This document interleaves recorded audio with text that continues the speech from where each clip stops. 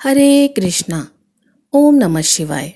प्रिय भक्तजनों, आज बृहस्पतिवार के दिन आप बृहस्पति देव की बड़ी ही दुर्लभ कथा सुनेंगे। इस कथा को सुनने से भक्तों की सभी मनोकामनाएं भगवान बृहस्पति देव की कृपा से पूर्ण हो जाती हैं। तो आइए बड़ी ही श्रद्धा और प्रसन्न चित्त मन से इस कथा को सुनते हैं।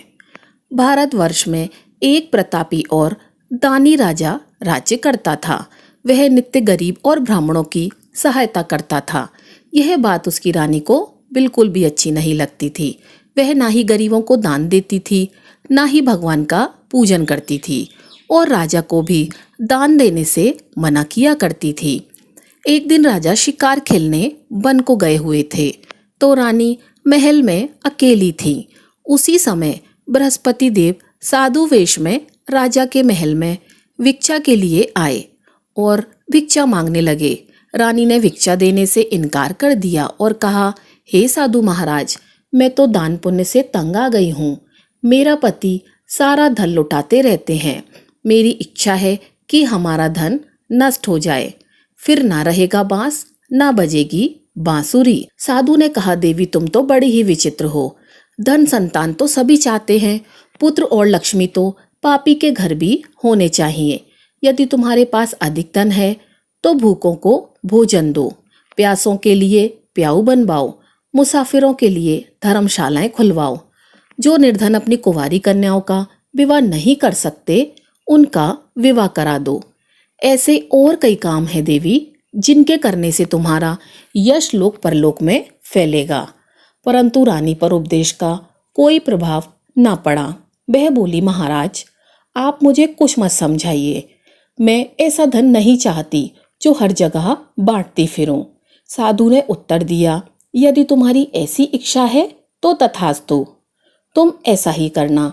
बृहस्पतिवार को घर लीपकर पीली मिट्टी से अपना सिर धोकर स्नान करना, बट्टी चढ़ाकर कपड़े धोना, हर बृहस्पतिवार के दिन मांस मदिरा का सेवन करना।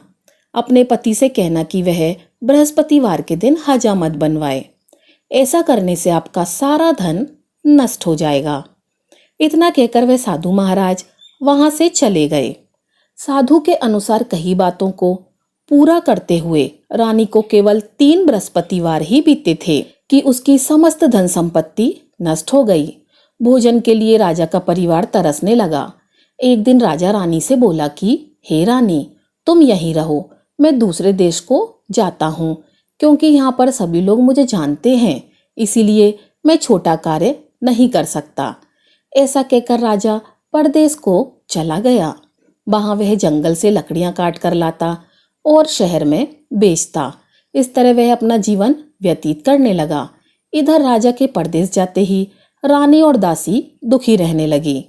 एक बार जब रानी और दासी को 7 दिन तक बिना भोजन के रहना पड़ा, तो रानी ने अपनी दासी से कहा, हे दासी, पास ही के नगर में मेरी बहन रहती है। वह बड़ी धनवान है, तू उसके पास जा और कुछ लेकर आ, ताकि थोड़ी बहुत गुजर बसर हो जाए। दासी रानी की बहन के पास गई। उस दिन गुरुवार था और रानी की बहन उस समय बृहस्पतिवार की कथा सुन रही थी। दासी ने रानी की बहन को अपनी रानी का संदेश दिया, लेकिन रानी की बड़ी बहन ने कोई उत्तर नहीं दिया। तो वह दुखी होकर और क्रोध भी उसे बहुत आया। दासी ने वापस आकर रानी को सारी बातें बताई। यह सुनकर रानी ने अपने भाग्य को कोसा कि जब विपत्ति पड़ती है तो अपने भी साथ छोड़ देते हैं। ऐसा कहकर वे अपने आप को कोसने लगी। उधर रानी की बहन ने सोचा कि मेरी बहन की दासी आई थी, परंतु मैं उससे नहीं बोली, इससे वह बहुत दुखी हो गई होगी। कथा सुनकर और पूजन समाप्त करके वह अपनी बहन के घर आई और कहने लगी, हे बहन, मैं बृहस्पतिवार का व्रत कर रही थी। तुम्हारी दासी मेरे घर आई थी, परंतु जब तक कथा होती है तब तक ना तो उठते हैं और ना ही बोलते हैं, इसलिए मैं नहीं बोली। कहो दासी, क्यों गई थी? रानी बोली, बहन, तुझसे क्या छिपाना, हमारे घर में खाने तक को अनाज नहीं था। ऐसा कहते कहते रानी की आंखें भर आईं। उसने दासी समेत पिछले 7 दिनों से भूखे रहने तक की बात अपनी बहन को विस्तार पूर्वक सुना दी। रानी की बहन बोली, देखो बहन, भगवान बृहस्पति देव सबकी मनोकामनाओं को पूर्ण करते हैं। देखो, शायद तुम्हारे घर में अनाज रखा हो। पहले तो रानी को विश्वास नहीं हुआ, पर बहन के आग्रह करने पर उसने अपनी दासी को अंदर भेजा तो उसे सचमुच अनाज से भरा एक घड़ा मिल गया। यह देखकर दासी को बड़ी हैरानी हुई। दासी रानी से कहने लगी, हे रानी, जब हमको भोजन नहीं मिलता तो हम व्रत ही तो करते हैं, इसीलिए क्यों ना इससे व्रत और कथा की विधि पूछ ली जाए ताकि हम भी व्रत कर सकें। तब रानी ने अपनी बहन से बृहस्पतिवार व्रत के बारे में पूछा। उसकी बहन ने बताया, बृहस्पतिवार के व्रत में चने की दाल, मुनक्का से विष्णु भगवान का केले की जड़ में पूजन करें तथा दीपक जलाएं, व्रत कथा सुने और पीला भोजन ही करें। इससे बृहस्पति देव प्रसन्न होते हैं। व्रत और पूजन विधि बताकर रानी की बहन अपने घर को लौट गई। 7 दिन के बाद जब गुरुवार आया तो रानी और दासी ने व्रत रखा। गुड़साल में जाकर चना और गुड़ लेकर आईं। फिर उसे केले के जड़ तथा विष्णु भगवान का पूजन किया। अब पीला भोजन कहाँ से आए, इस बात को लेकर दोनों बहुत दुखी थीं, क्योंकि उन्होंने व्रत रखा था। इसीलिए बृहस्पति देव उनसे प्रसन्न हो गए और इसीलिए वे एक साधारण व्यक्ति का रूप धारण करके 2 थाली में सुंदर पीला भोजन दासी को दे गए। भोजन पाकर दासी प्रसन्न हुई और फिर रानी के साथ मिलकर भोजन ग्रहण किया। इसके बाद वे सभी गुरुवार को व्रत और पूजन करने लगी। बृहस्पति देव भगवान की कृपा से उनके पास फिर से धन संपत्ति आ गई, परंतु रानी फिर से पहले की तरह ही आलस्य करने लगी। तब दासी बोली, हे रानी, तुम पहले भी इस प्रकार आलस्य करती थी। तुम्हें धन रखने में कष्ट होता था, इस कारण सभी धन नष्ट हो गया और अब जब भगवान बृहस्पति देव की कृपा से धन मिला है तो तुम्हें फिर से आलस्य आ रहा है। रानी को समझाते हुए दासी कहती है कि बड़ी मुसीबतों के बाद हमने यह धन पाया है, इसीलिए हमें दान पुण्य करना चाहिए, भूखे मनुष्यों को भोजन कराना चाहिए और धन को शुभ कार्यों में खर्च करना चाहिए, जिससे तुम्हारे कुल का यश बढ़ेगा, स्वर्ग की प्राप्ति होगी और पितृ प्रसन्न होंगे। दासी की बात मानकर रानी अपना धन शुभ कार्यों में खर्च करने लगी, जिससे पूरे नगर में उसका यश फैल गया। वहीं इधर एक दिन राजा दुखी होकर जंगल में एक पेड़ के नीचे आसन जमाकर बैठ गया। वह अपनी दशा को याद करके व्याकुल होने लगा। बृहस्पतिवार का दिन था। एकाएक उसने देखा कि निर्जन वन में एक साधु प्रकट हुए। वह साधु वेश में स्वयं बृहस्पति देवता थे। लकड़हारे के सामने आकर बोले, हे लकड़हारे, इस सुनसान जंगल में तू चिंता मग्न क्यों बैठा है? लकड़हारे ने दोनों हाथ जोड़कर प्रणाम किया और उत्तर दिया, महाराज जी, आप सब जानते हैं मैं क्या कहूँ। यह कहकर रोने लगा और साधु को अपनी आत्मकथा सुनाई। महात्मा जी ने कहा, तुम्हारी स्त्री ने बृहस्पतिवार के दिन बृहस्पति भगवान का निरादर किया है, जिसके कारण रुष्ट होकर उन्होंने तुम्हारी यह दशा कर दी है। अब तुम चिंता को दूर करके मेरे कहने पर चलो, तुम्हारे सब कष्ट दूर हो जाएंगे और भगवान पहले से भी अधिक धन संपत्ति तुम्हें देंगे। तुम बृहस्पतिवार के दिन कथा किया करो। 2 पैसे के चने मुनक्का लाकर उसका प्रसाद बनाओ। शुद्ध जल में लोटे में शक्कर मिलाकर चरणामृत तैयार करो। कथा के पश्चात अपने सारे परिवार और सुनने वाले प्रेमियों में चरणामृत व प्रसाद बांटकर आप भी ग्रहण करें। ऐसा करने से भगवान तुम्हारी सब मनोकामनाएं पूरी करेंगे। साधु के ऐसे वचन सुनकर लकड़हारा बोला, हे प्रभु, मुझे लकड़ी बेचकर इतना पैसा नहीं मिलता जिससे भोजन के उपरांत कुछ बचा सकूं। मैंने रात्रि में अपनी पत्नी को व्याकुल देखा है, मेरे पास कुछ भी नहीं। जिससे मैं उसकी खबर मंगा सकूं। साधु ने कहा, हे लकड़हारे, तुम किसी बात की चिंता मत करो। बृहस्पतिवार के दिन तुम रोजाना की तरह लकड़ियां लेकर शहर को जाओ। तुमको रोज से 2 गुना धन प्राप्त होगा, जिससे तुम भली भांति भोजन कर लोगे तथा बृहस्पति देव की पूजा का सामान भी आ जाएगा। हे राजन, बृहस्पति देव की कथा इस प्रकार से है। प्राचीन काल में एक बहुत ही निर्धन ब्राह्मण था। उसके कोई संतान नहीं थी। वह नित्य पूजा पाठ किया करता था, परंतु उसकी स्त्री बहुत ही मलिन रहा करती थी। वह ना स्नान करती, ना किसी देवता का पूजन करती और प्रातःकाल उठते ही सर्वप्रथम भोजन करती, बाद में कोई अन्य कार्य करती थी। ब्राह्मण देवता बहुत दुखी रहते थे। पत्नी को बहुत समझाते, किंतु उसका कोई परिणाम नहीं निकला। भगवान की अनुकंपा से एक समय उस ब्राह्मण की पत्नी गर्भवती हुई और 10वें महीने में एक सुंदर कन्या को जन्म दिया। निर्धन ब्राह्मण कन्या के जन्म से बहुत ही दुखी हुआ। धीरे धीरे ब्राह्मण की कन्या बड़ी होने लगी। बचपन से ही उस कन्या की रुचि भगवान विष्णु की पूजा में थी।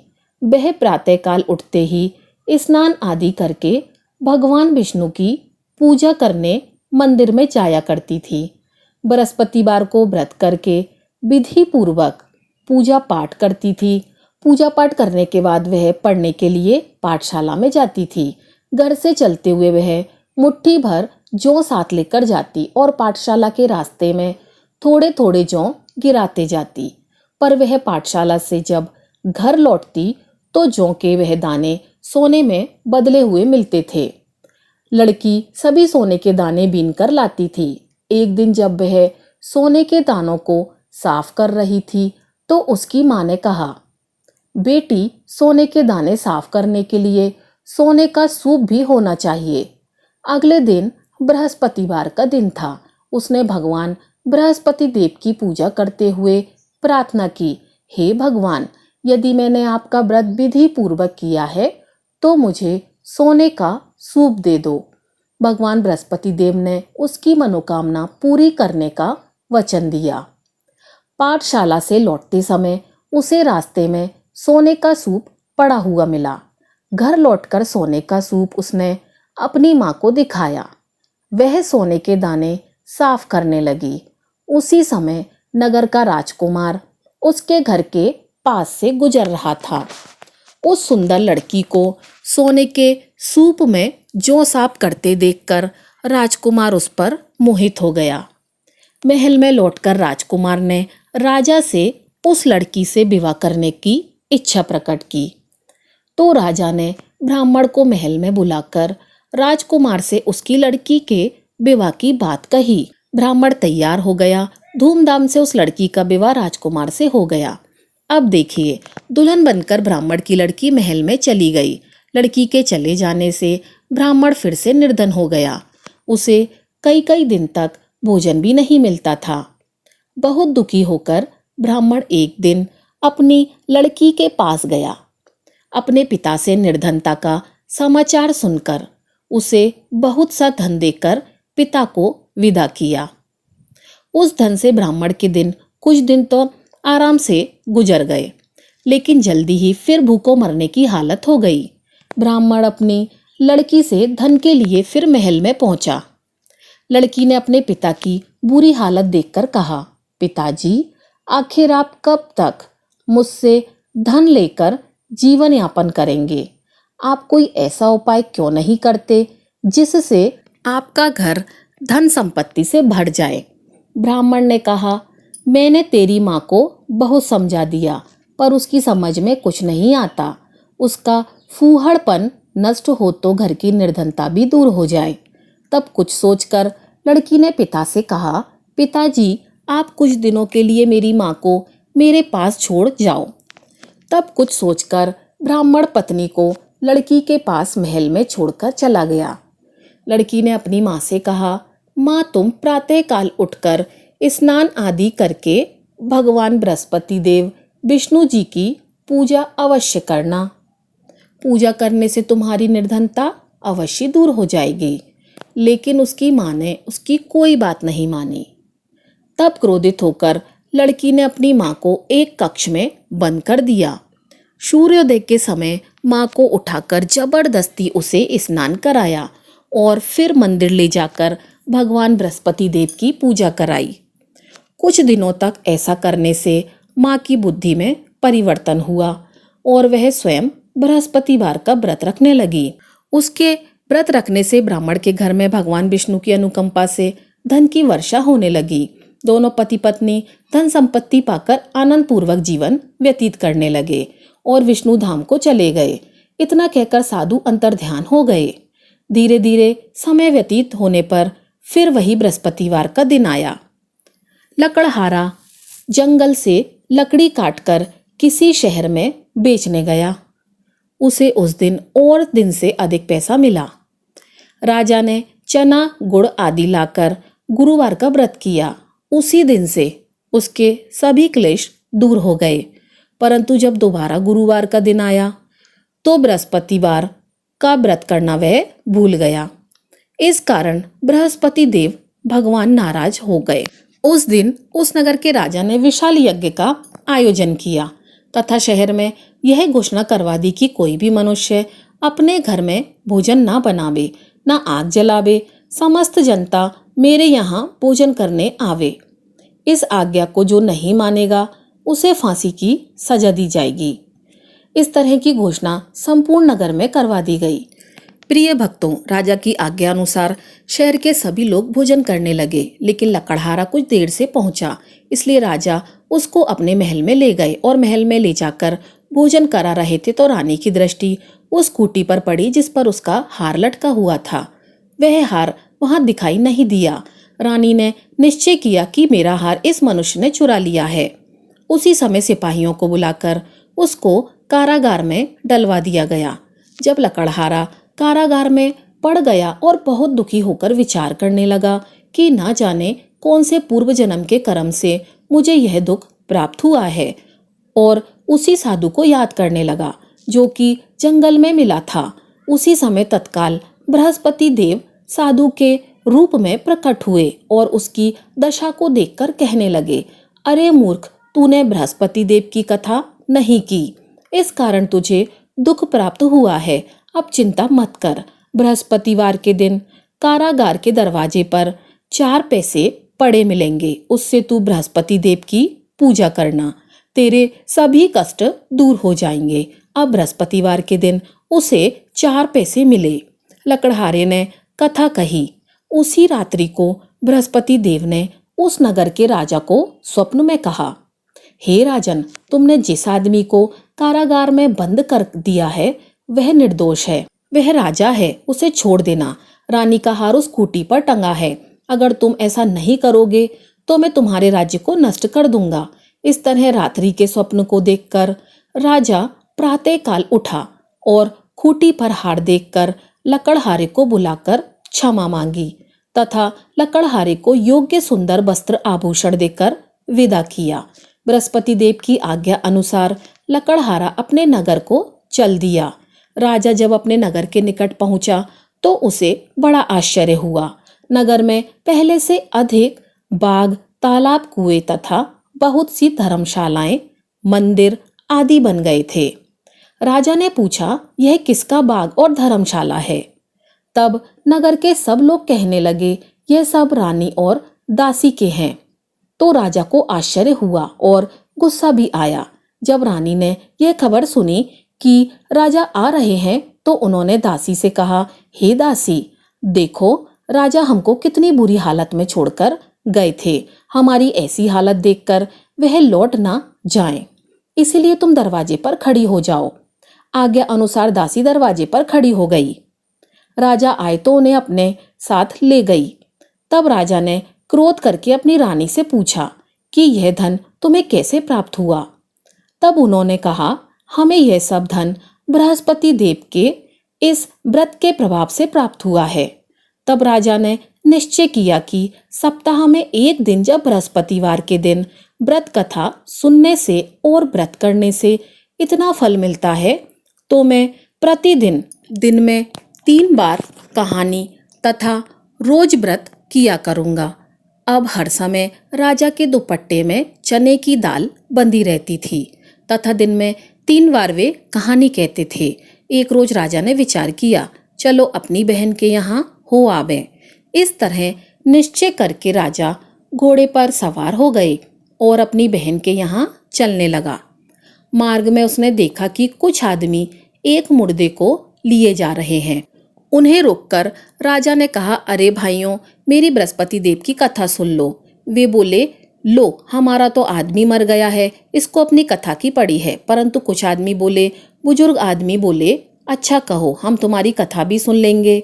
राजा ने दाल निकाली और जब कथा आधी हुई तो मुर्दा हिलने लगा और जब कथा समाप्त हो गई तो राम राम करके मनुष्य उठकर खड़ा हो गया।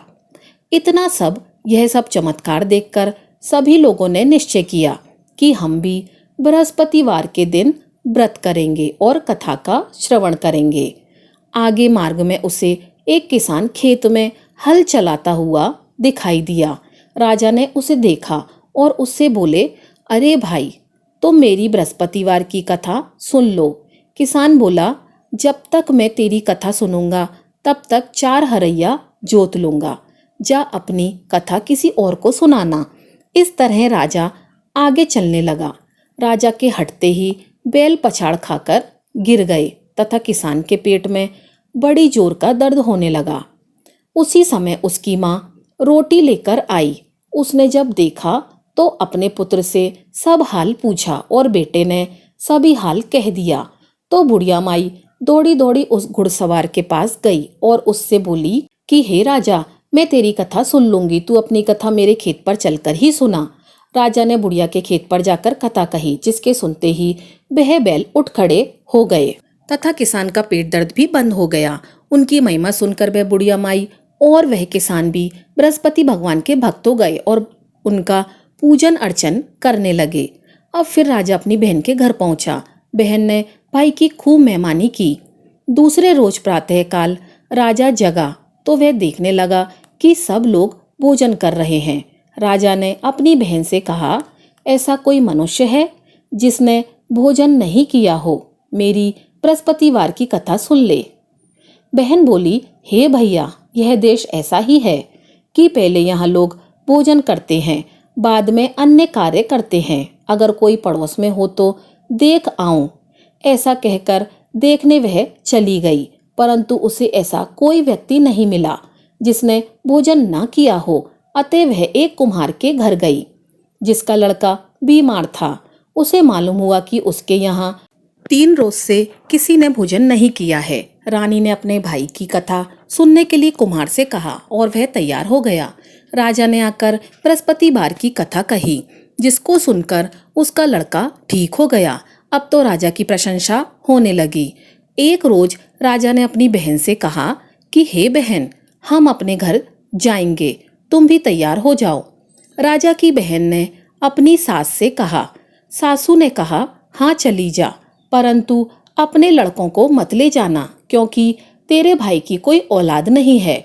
बहन ने अपने भाई से कहा, हे भैया, मैं तो चली जाऊंगी, पर कोई बालक नहीं जाएगा।